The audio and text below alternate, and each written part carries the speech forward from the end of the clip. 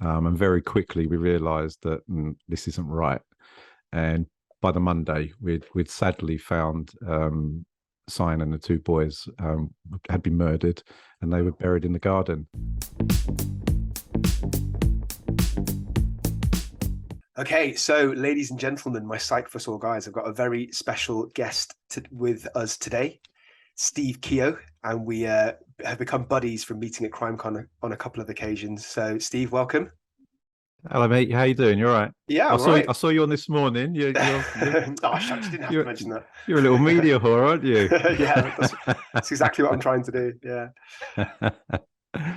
So can you please introduce yourself to us and tell us your area of expertise and your experience? Yeah, so my name's Steve Keough. I was a police officer and I retired in November last year. I did 30 years with Metropolitan Police, most of that as a detective, and I spent my last 12 years investigating murder.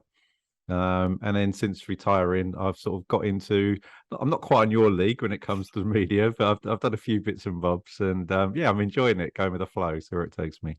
And you've written a book, which we'll come on to a bit later on, won't we? Yeah. Right, so I'm going to jump straight in there, Steve, and I'm going to ask you a big question to start off with. Can you please tell us about a high-profile case that you were involved in, just anyone that sort of stands in your memory as being memorable, and what were the challenges? Yeah, I suppose the highest profile one I dealt with was the murder of an EastEnders actress by the name of Cyan Blake. Her and her children, they were killed by her husband. And we picked it started off as a high-risk missing person case, and we picked it up on the Saturday. And very quickly we realised that this isn't right. And by the Monday, we'd sadly found Cyan and the two boys had been murdered, and they were buried in the garden, and the husband had it on the toes. And I suppose the biggest challenge for us wasn't the investigation itself. As investigations go, it was cut and dry. We knew it was the husband. We had plenty of forensic evidence, etc. But it was in the media spotlight, and some of the newspapers, one in particular, decided they'd start their own story. They had their own narrative that it was a bungled murder investigation, which was really quite a challenge in different ways. I mean, firstly, personally, it's hard when you're doing your work and it's being shown to the nation that you don't know what you're doing. But secondly, what was hardest was with the family. So we've got Cyan's sisters were close to her, and they're having to cope and deal with the fact they just lost their sister and their nephews in that circumstance, and they're having to deal with all this negative press. That was really hard. That was a hard time for us in the team. Absolutely. So I've got quite a few questions from that, if that's okay. When the newspaper started this campaign, did they literally make it up, or did they base it on some reasonable information? How did it happen? So what they based it on is that Cyan had gone missing before Christmas, and local police had investigated it as a missing person case. And I'm not going to hide the fact there were some questions that had to be asked about the fact why it took so long to find them, and why it took so long to come to us as a murder investigation team. But they conflated the two things.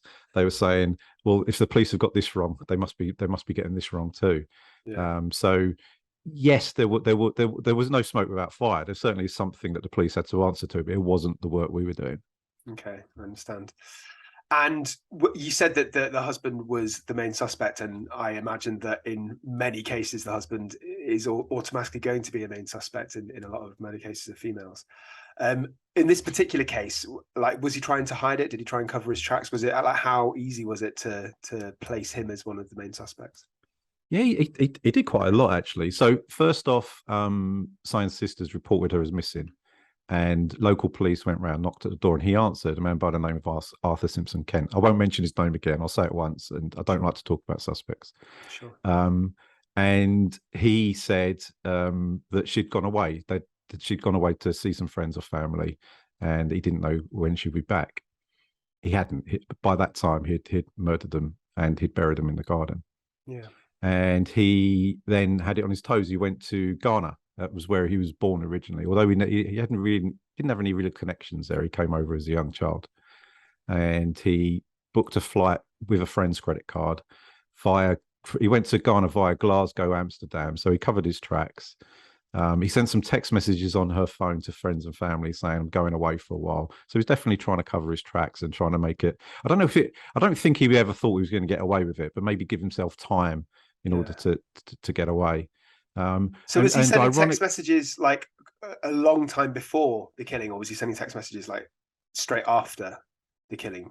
It was straight after. So he killed her. I can't remember the dates now, but it was the same night that he killed her. Yeah, he was sending messages to people as if purporting to be from her. Yeah, but we could tell it. We could tell because he was the content of the messages was that she'd gone away, but the phone was being used on the same, you know, cell sites where your phone picks up the signal.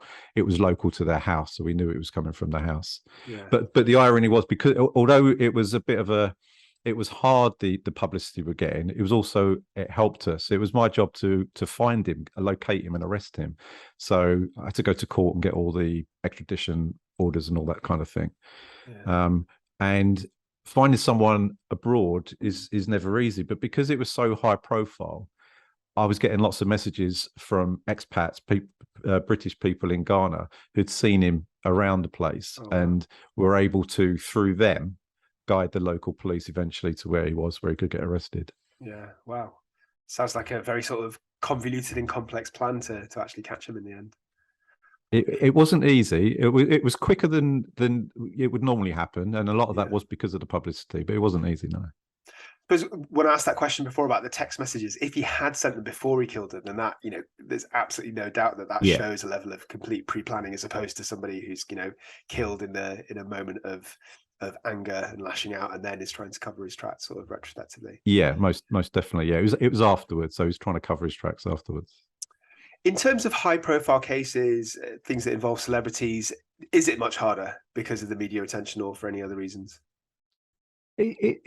Well, see, attention on a murder case goes both ways, because police don't generally solve murders unless they're really simple ones. Police don't generally solve murders on their own.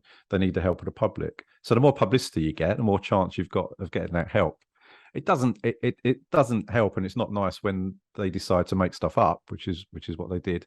And also, as well, what they did is it was a different newspaper this time, managed to get hold of the extradition papers we sent to Ghana, and were publishing them in the newspaper. So we had our CCTV evidence that wouldn't normally see the light of day until a court trial was being laid open to the public. And we had to go to the paper and say, look, you could affect negatively the trial. So they stopped publishing bits from those papers. And how would that work? How could that potentially damage the evidence if it's published in the newspapers, the CCTV? Because we're getting our jury from the public. Yeah. It's in this day and age of computers and social media and the internet, it's difficult to have a jury that aren't influenced in any way. But certainly what you don't want is the evidence you're going to put in front of them and say, this is the reason he killed her, to already be out there. I mean, it may not. We might have been being hyper worried, whatever the word is. Paranoid? Cautious, paranoid, whatever the word is. But you can't take risks with a case like with a murder. You just cannot take any risks, because they get defended by the best lawyers. Yeah. And if there's any way of getting out of it, they will find it. So what we don't might the lawyer suggest that the jury are biased because everything's been out in the paper, so the paper's like influence them to make up their mind already? Exactly, and they can't have a fair trial because it's already played out in the newspapers. Okay, it might not happen, but you've got to negate that risk. Okay, so that's really interesting, Steve. Thank you. Just to talk a bit more broadly, I'm sure many of my viewers would want to know what it's like, what the life of a detective is like. You know, speaking personally, I only really know what I see on TV, and I know as a forensic psychiatrist, they get things wrong all the time. So I imagine that must be the same for you. So can I ask, what are some of the misconceptions, and what does TV and film get wrong? I suppose the first thing is who's investigating it, because it's always like a DCI or a DI running around, maybe with their sidekick, doing all the work, chasing the suspects, interviewing them, arresting them, speaking to witnesses.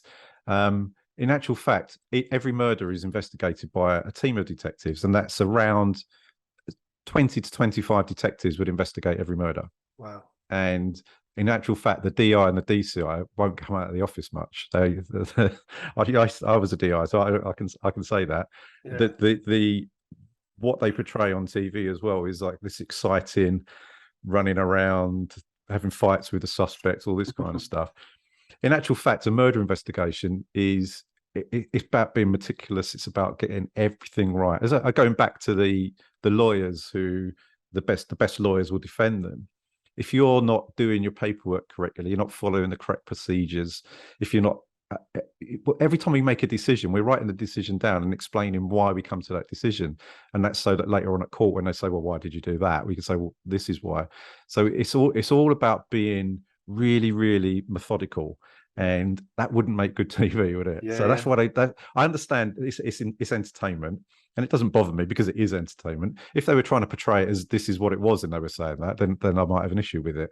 But watching a murder investigation play out in real life would not make good TV.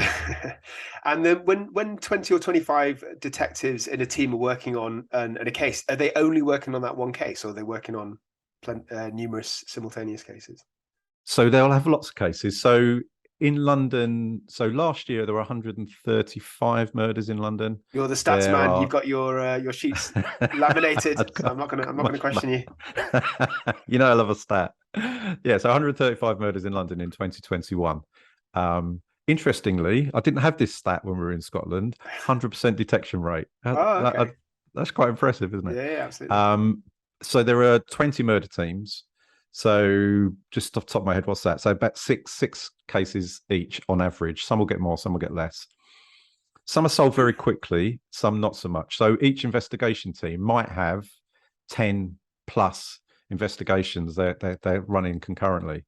What tends to happen is when a new inquiry comes in, a new murder investigation, everything gets dropped, everything stops, and you put all your efforts into that, because at the beginning of a murder investigation is the most important. It's when the evidence is going to be available, say for forensics, witnesses, etc., CCTV. And if you don't get it early, you'll miss it. It's gone. So the very early stages of murder investigation are the most important. So for instance, straight after a murder is discovered, it's known as the golden hour. Yeah. And it's when, as detectives in London, as detectives, you don't often run around on blue lights and sirens, but as a murder team you do when a murder comes in, because it's really important you get there early on, get hold of it and make sure that evidence isn't lost, witnesses, forensics, weapons, that kind of thing. So it's a bit of a broader question, Steve. This is a big question, so if you don't mind, just sort of summarize. You've already kind of answered it a little bit, but I just sort of want you to, if you're able to please list it for the viewers. What would be like your first action? So, you know, like say you arrive on the scene, what's the, like, what exactly do you sort out? What needs to be done quickly? What's the priority? Right. So we've got actually a structure that we use and we teach detectives. It's called the 5 building blocks. So the first thing that people are thinking about is preservation of life. So not so much really when you're a detective, because the uniform officers have already been there, but you have to think about things like if you've got a body downstairs in a house, are there any victims upstairs? You have to make sure that that's been checked. Then we've got preservation of scene. So that's where they're putting in the cordons, you know, the tape. They're putting a tent over the body. So to preserving the scene so further work can carry on.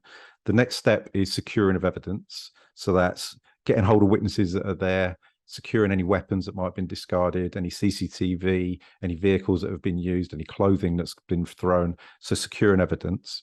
Then it's identifying the victim.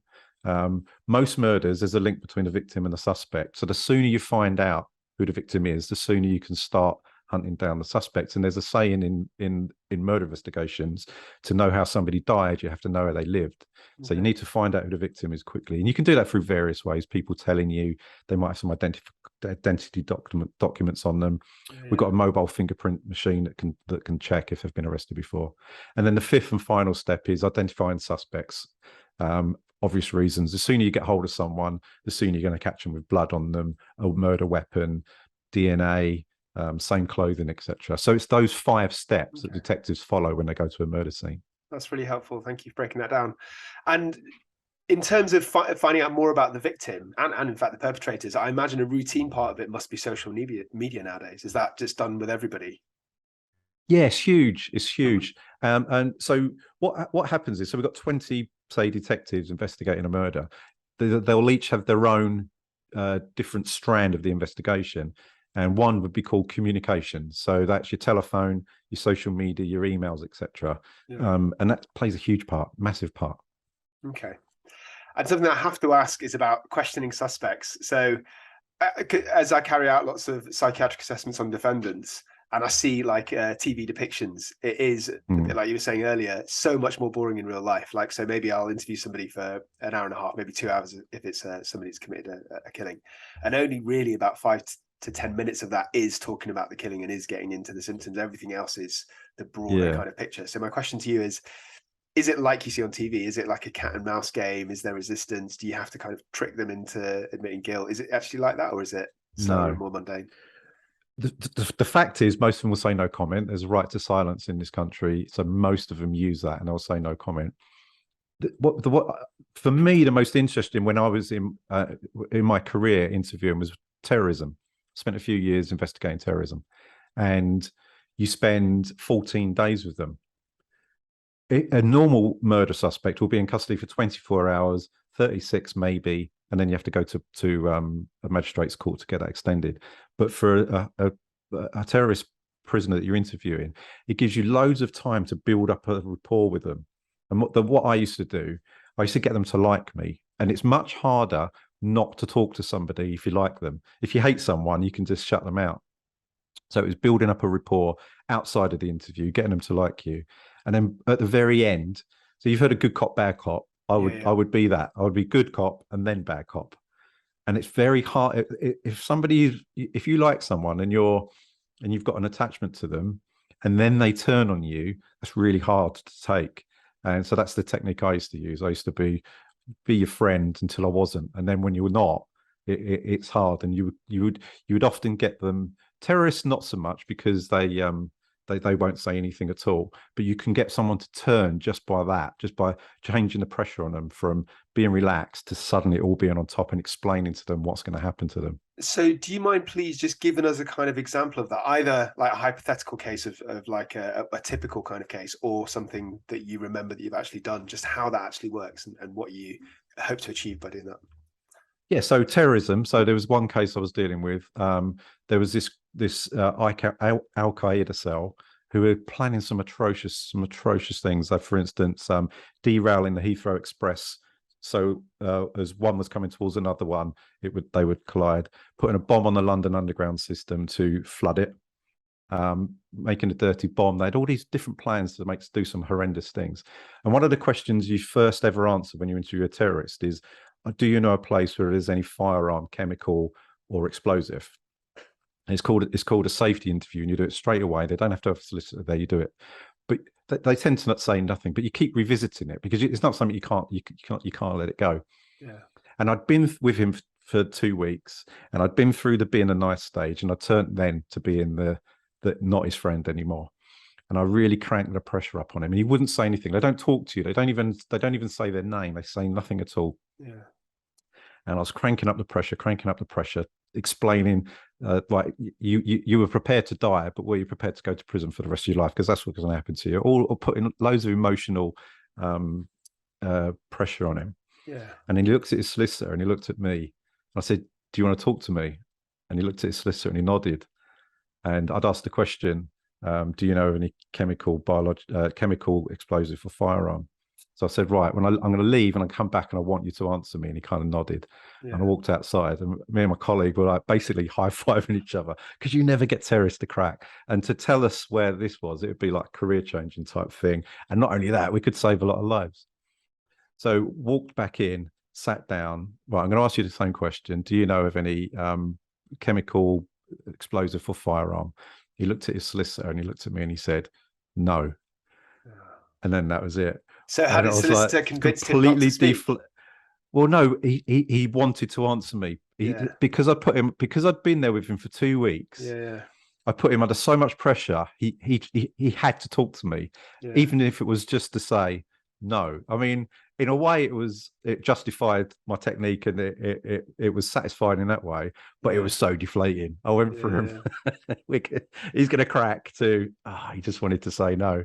Do you think the solicitor might have convinced him in that particular scenario, though? Might his solicitor say, "Look, don't say anything"? No. If he really wanted to speak, which he did, he would have let him, I think. Okay. So it's almost like you're pally with somebody to let their guards down over a plot. Well, in reality you don't have that much time, but in Terra's case you might have more time, a Mm. couple of weeks, to let their guard down and then try and kind of, is it trick them maybe, or sort of twist No, the it's just to bring dynamic? them out of a comfort zone. So, for instance, what a technique that I always used, which I found was really, really effective, was to bring them out of the room, not physically, but in their mind, and take them to court and put them in the mind of the jury, looking at them, listening to their story, listening to how it plays out. Would you believe you? Is a jury going to believe you? I don't believe you. Is a jury going to believe you? Listen to what you're saying. And these people, if they don't believe you, you're going to go to prison for an awful long time. And you get them to think of the repercussions of either not saying anything or lying. Yeah. And that's a really good technique to make them think, well, actually, it's all well and good me sitting here and lying to Steve or not answering Steve. Yeah. But if I've got to go to a court and do that, it's going to be a lot harder. And that was definitely a technique that then got them saying, well, actually, okay, this, and that worked for me. Okay. And everything that you're talking about, all these techniques, how much, obviously you would have had a high degree of training, how much can be taught and trained to a detective, and how much is kind of a gut feeling or an instinct that you develop over time? Everything I've just told you was not trained to me. So what they do is they give you, I was talking about the structure where you turn up to a crime scene. They teach you a structure on how to do an interview. For me, the most important thing about being a police officer is how you communicate with people, how you read them, how look at what they're saying, not just listen to what they're saying. Communication is huge, and building up a rapport and everything like that. And I learned that in uniform. I learned that on the street by stopping cars and people were lying to me. And I built up a bank of techniques that would make it harder for somebody to lie to me, harder for somebody to not tell me something. And you kind of bring them in. You use the structure for the interviews, but the psychological getting into someone's mind to make them want to talk to you, I don't think that's easily taught. I think that's something that you pick up over time. Okay. And then just kind of looking at your job a bit more broadly as being a detective, I'm going to ask you both the rewards and the pros and the cons, basically. Can you start off with the pros? What do you enjoy about doing your work? Or what did you enjoy before you retired? So when I did 18 years in the police before I went to a murder team, and then I got there and I never left. And the reason for that was being in court and the jury coming in and giving a guilty verdict. It's a feel. So when you investigate a murder, it's not fun. It's hard work. It takes a lot of your time. Like, you spend hours and hours. Like, your life is not your own. You don't see your family. You spend months and months and months sharing in the grief with the family, and you're there at the beginning when it's really raw with them. You're all the way through, and you sit and you see their journey. You get to court, and it's really hard because the defense will do everything they can, dirty tricks or not, to get their client off. So by the time you get the jury have left to go and do their verdict, you've been on a journey. And when they walk in, and they'll come into the courtroom, and you'll get buzzed down from the Old Bailey to come in, and you'll be told there's a verdict, and the atmosphere in the room just changes completely. Everybody's nervous. I'm not even on trial, and my stomach's churning. God knows what the defendants are thinking. And just sorry to interrupt, but at that point, are you usually quite confident that you'll know what the verdict is, having listened to some of the court case, or not? The thing with a jury system is you can never be confident, because you never quite know what it is what importance they put to what part of the evidence. So you can feel confident, but at the back of your mind. I think something like 90% of murders there's a conviction on. So you're probably going to get one, but there's always that one that you think, how did they come to that? So the jury will come in, and the foreman will be asked, have you come to a verdict that you all agree? They'll say yes. And they'll say, on account of murder, do you find the defendant guilty or not guilty? And when they say that guilty, that it's a release from everyone. And the first people I always looked at were family, because we're doing it for them. And more often than not, what would happen is you come outside the court, they'd give you a hug, and they'd say something along the lines of, thank you for what you've done. We feel that we can now move on in our grieving. Because the court it's just like you're in limbo until it finishes. And when you get that, and everything you've been through, you think I could never match that in the police, and it's why I never left. I never wanted to do anything else. Okay. Any other big pros, any other big rewards from your job? I suppose it's just all around that. For personal pride. When you turn up and you get a new murder investigation, sometimes you'll think, how are we going to solve this? Like, there's not a lot of evidence. Yeah. And to go from that to that moment in court, like personally and professionally, you just feel like I've done a good job, and you can walk away and you just feel good about yourself. And do you have like status? Do detectives, especially homicide detectives, have status within the police? Is that one of the kind of highest ranks you can get to? No, it's quite subjective. I mean, if you ask me personally, I would say yes. If you ask other people, they say no. So in the UK, you've got ranks, so constable, sergeant, inspector, chief inspector, going up like that, and then running together, you can have a detective constable and a constable. Now they're the same rank. There's no difference in pay. There's no difference in status. Yeah. It's just one of them is a detective. Some people put more status on it. Personally, I do, but others won't. Okay. And what about the cons? What are the hard bits, challenges, bits that you didn't really enjoy from your job? It's definitely the impact it has on you as a person, in terms of your family, your social life, your personal well-being. It takes over your life. There aren't very many detectives that aren't divorced, really? And there's a reason for that. It's because if you're going to do it properly, you spend days on end. I mean, I did one job when I was on terrorism. We were doing surveillance on some people. They had some fertilizer in a lockup, and we did 50 nights of surveillance, and it was doing 12-hour shifts with the travel to get there. So I didn't see my children for over a month. I was divorced anyway, so I wasn't living with them, and that's really hard. That's time you can't get back. And then I've done it again. I've got a second family, and now I'm there for them, and I can pick them up from school and take them to school. And it's those times in your personal life that you can never get back. It's the hardest. And are the hours relentlessly long all the time, or is it like when a new case comes in, then you have to work relentlessly, and then you get a bit of a break, or is it to just keep going? Yeah, it's like that. So like I was saying, at the beginning of a murder inquiry, it's so important that you get the evidence. You can't just come in and do 9 to 5 and knock off, because it just doesn't work like that. You'd be doing, you could quite easily be doing 24-hour shifts, and it's just you stay until the work is finished. But then you'll have a quieter period where you can sort of catch up and stuff. Then you get a new inquiry, and so it sort of peaks and troughs. Yeah. I've got more questions about the work-life balance, but before I do that, just to mix it up a little bit, do you mind please telling us about a case that was particularly harrowing for you?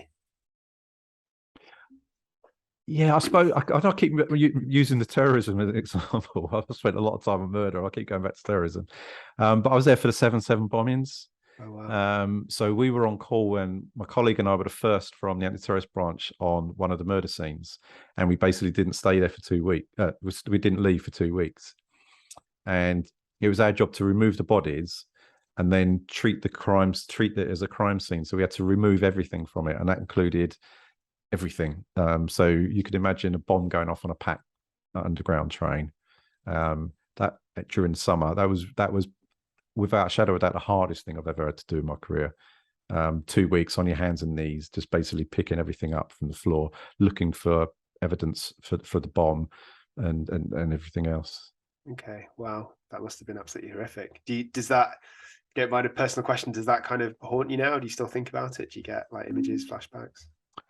Do you know what? I don't. And it was funny. Writing the book was quite cathartic, and it made me I don't know if it's being a man or just being a police officer. I don't know, but we tend not to deal with things, just shut them away.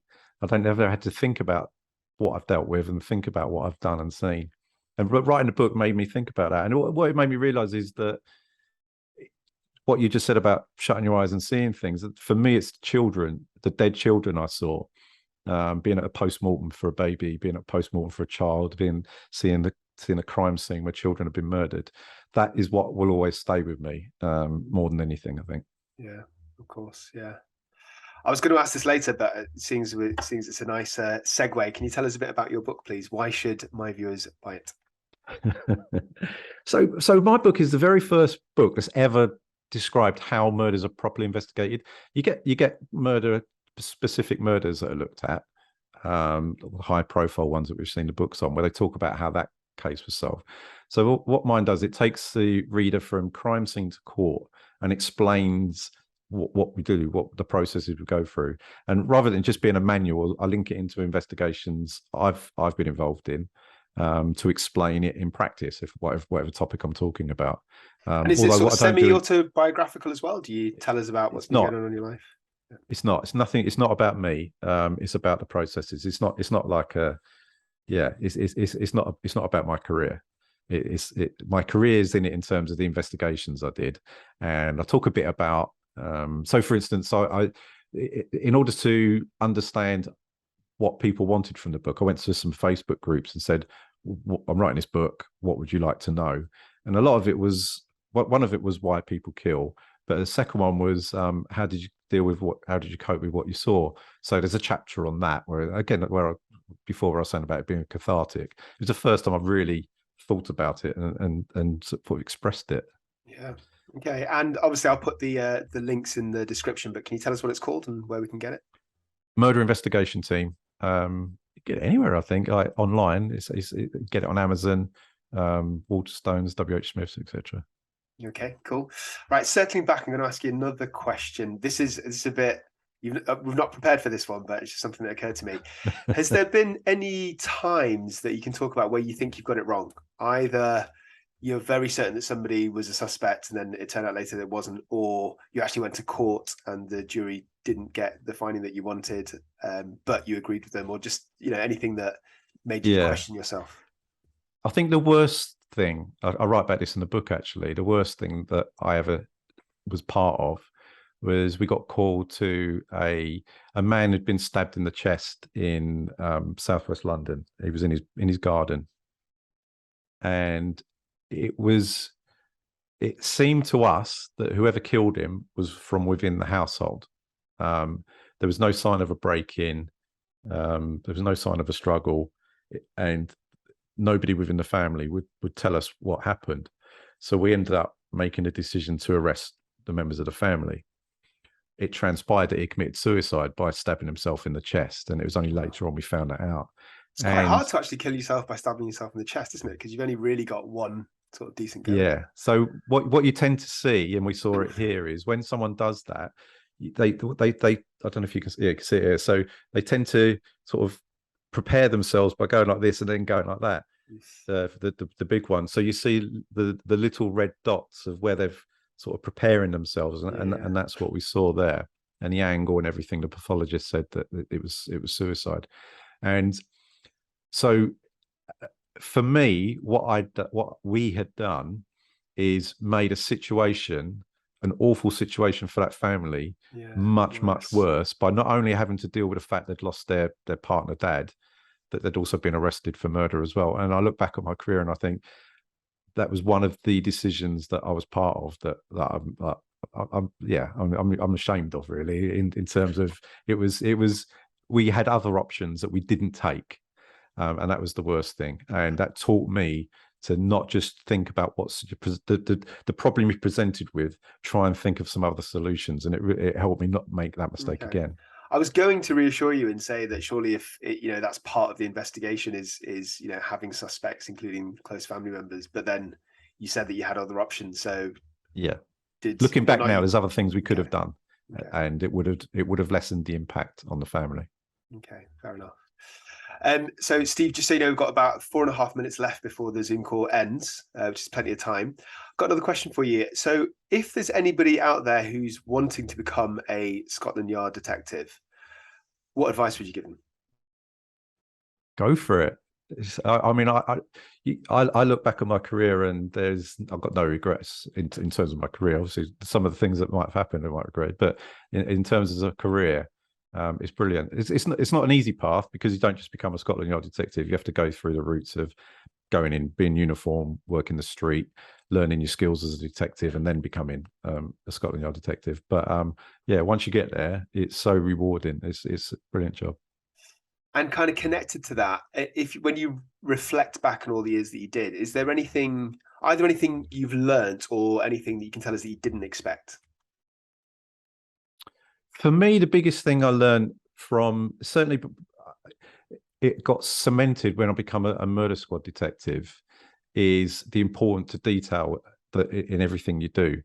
And I look back and I think my early investigations, I don't know how we got convictions. I think, well, we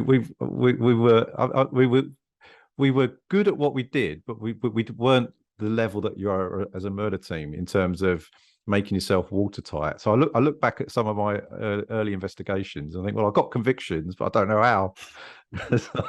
I don't know. So I wish I'd had the knowledge that I had at the end of my career, at the beginning of how you investigate crime. And when you say the knowledge, you mean the level of detail, right? So you got to do everything slowly and extremely thoroughly. If you're gonna do the best job, and ultimately what we do it for the victims. And if you're going to do the best job for the victim, how I ended my career was doing the best job, and I just wish I was close to that at the beginning. Yeah. Okay. Well, look, Steve, this has been a really interesting interview. Your job sounds fascinating, actually, apart from the paperwork bit. But the actual sort of crux of the matter sounds really, really interesting. So I'm sure a lot of people watching this would be interested in this. Before we finish, anything you want to promote apart from the book, or where can we find you on social media, that kind of thing? Yeah, I mean, I've got a website, Murder Academy. So murderacademy.com, and there's links to various bits and bobs in there. I've got a YouTube channel and stuff like that. But yeah, so you can find everything from me at that website.